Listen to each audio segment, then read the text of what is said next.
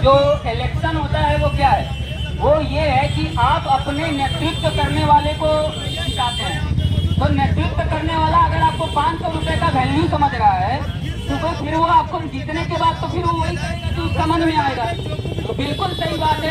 अगर प्रशांत किशोर अगर कह रहे हैं कि आप न पैसे पे वोट दीजिए न जाति देख के वोट दीजिए, क्योंकि जो छात्र पिटे हैं उसमें से SC ST जनरल सारे हैं, तो आप जरूर इस चीज को देखिए और इतना जरूर जान लीजिए कि जो हम हुए हमारे जो युवा लोग हैं वो लोग बिल्कुल ये चीज जरूर समझ लें कि जो आपके सबसे मजबूत समय में, मजबूत समय क्या होता है, 18 से 34 साल का आदमी सबसे मजबूत आदमी है। उसके बाद वो धीरे धीरे अपने उम्र दराज वाले फेज में चला जाता है। तो उस समय के समय में आपको जब लाठी मार रहा है तो आप जब बूढ़े हो जाएंगे तो आपको तो क्या हाल करेगा, ये बात आप नहीं समझ रहे हैं।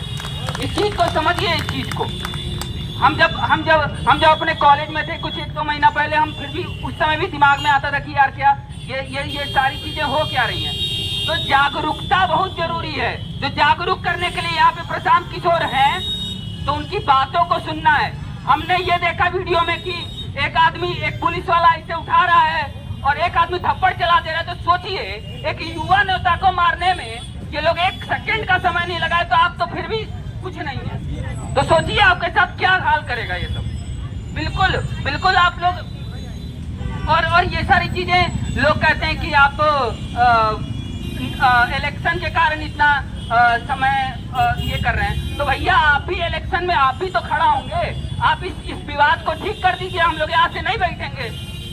विवाद पे बैठा है यहाँ पे लोग, वोट मांगने के लिए नहीं बैठा है। ना हमारे हम ना लालू यादव हैं, ना हम लालू यादव के बेटा हैं। वो लोग कहते हैं कि यादव को बढ़ाएंगे, चाहे कुछ भी चीज कहते हैं। वो लोग जातिवाद पे बात कर रहे हैं। वो एक दिन कह रहे थे कि नहीं अब हम राजपूत को भी लेके चलेंगे। अरे भैया आप क्या राजपूत लेके चलेगा, आप स्टूडेंट लेके नहीं चल पा रहे। स्टूडेंट लीजिए।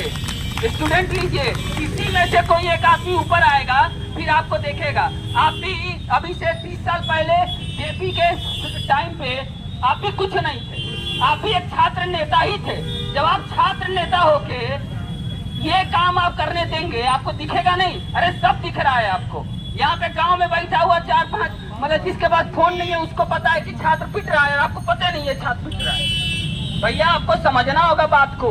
अगर नहीं समझेंगे तो ये 1-1 साल चलेगा, ये तब तक चलेगा, इलेक्शन तक रुकेगा अगर ये चीज अगर आप लोग सॉल्व नहीं करते हैं। हम ये जरूर मानते हैं कि अगर कोई चीज अगर ट्रैफिक जाम हो रहा है कोई चीज से लेके, और हम तो ये देख रहे हैं कि ऐसा ही माहौल था वहां पे भी, ऐसा ही माहौल। अब इसमें आए पुलिस मारने लग जाए तो आप क्या कीजिएगा। ये तो मजाक वाला हो गया। जो आ रहा है ढोल बजा के चला जा रहा है, जिसको मन आता है वो कुछ बोल के चला जाता है। एक मेरे को लगता है कि एक दिमागी तौर पे विकलांग लोग हैं वहां पे जो बैठे हुए हैं। मेरा ये मानना है उन लोग को खुलना पड़ेगा।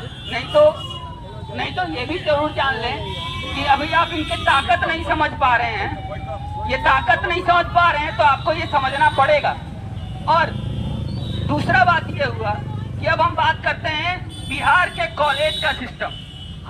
अगर हम IIT खड़गपुर में हम जरूर चाहते थे कि हम मोतिहारी से IIT पटना पकड़े।